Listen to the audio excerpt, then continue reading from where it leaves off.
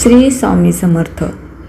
स्वामी कृपा परिवारमध्ये तुम्हा सर्वांचं खूप मनापासून स्वागत. यंदा अक्षय तृतीयेला लक्ष्मी कुबेराचा खजिना उघडणार आहे आणि 5 राशींचे नशीब पालटणार आहे. ट्रिपल राजयोगाचा अद्भुत योगायोग होणार आहे आणि त्या 5 राशी कोणत्या आहेत हे आपण जाणून घेणार आहोत.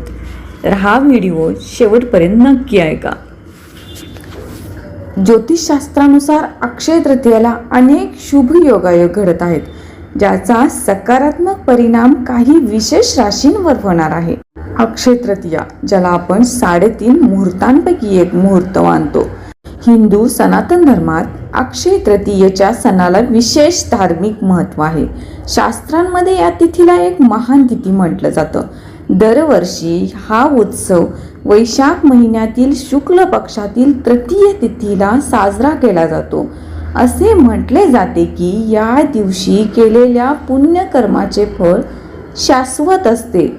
ज्योतिषशास्त्रानुसार पाहायला गेलं तर अक्षय तृतीयेला अनेक शुभ योगायोग घडत आहेत, ज्याचा सकारात्मक परिणाम काही विशेष राशींवर होणार आहे, ज्यामुळे लक्ष्मी आणि कुबेरांची एकत्रित कृपा या 5 राशींवर होणार आहे. जाणून घेऊया अक्षय तृतीयेच्या दिवशी कोणते शुभ योग बनत आहेत, कोणत्या राशी भाग्यशाली ठरणार आहेत. अक्षय तृतीया 2026 शुभ योग, सर्वार्थ सिद्धी योग, नवीन काम, व्यवसाय, गुंतवणूक, सोने खरेदीसाठी शुभ रवी योग, अडथळे दूर करून यश देणारा योग, रोहिणी शुभ नक्षत्र संयोग, धन व समृद्धी वाढवणारा वृषभ सूर्य प्रभाव, स्थावर मालमत्ता व संपत्ती योग, शुभ तिथी तृतीया. कोणत्याही मुहूर्ताशिवाय काम सुरू करण्यासाठी उत्तम दिवस. अक्षय तृतीया 2026 तिथी मराठी दिनदर्शिकेनुसार तारीख 19 एप्रिल 2026 रविवार. तृतीया तिथी सुरू होणार आहे 10 एप्रिल सकाळी 10:49 तृतीया तिथी समाप्तीची वेळ आहे 20 एप्रिल सकाळी सुमारे 7:27. सण साजरा करण्याचा मुख्य दिवस 19 एप्रिल 2026 म्हणजेच रविवारी आहे. सूर्योदयाला तृतीया नसली तरी तिथी दिवसभर आहे, यामुळं या दिवशी पूर्ण दिवस शुभ आहे. अक्षय तृतीया 2026 मध्ये काही राशींना विशेष भाग्य आणि आर्थिक प्रगतीचे संकेत मिळत आहेत. यांच्यावरती लक्ष्मीची कृपा राहणार आहे. लक्ष्मी आणि कुबेरांची कृपा बरसणार आहे. या 5 राशींपैकी पहिली रास आहे वृषभ.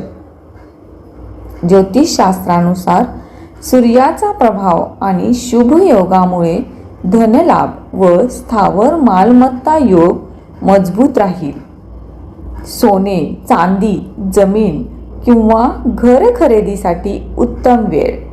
जुने अडकलेले पैसे परत मिळू शकतात.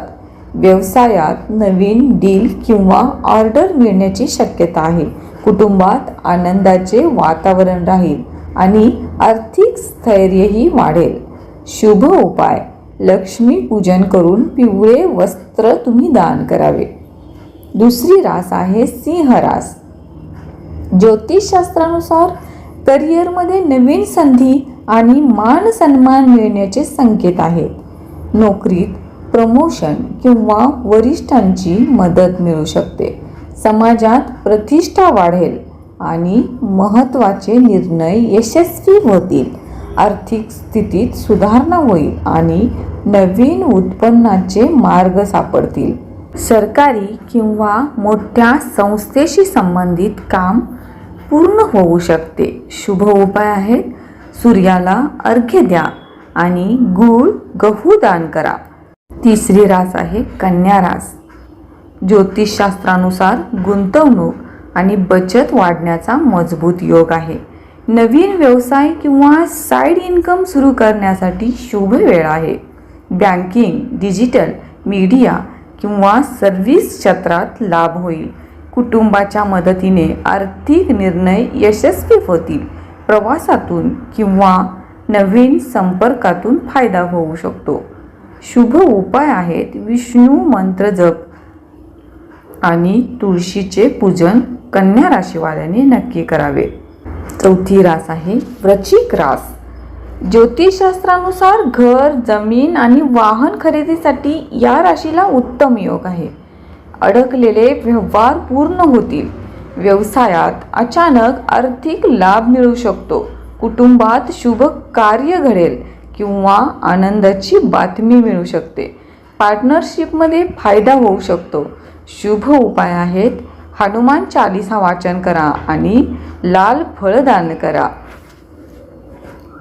पाचवी आणि शेवटची रास आहे मकर रास.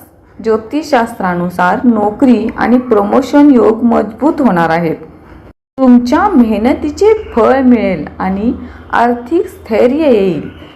नवीन प्रोजेक्ट किंवा जबाबदारी मिळू शकते.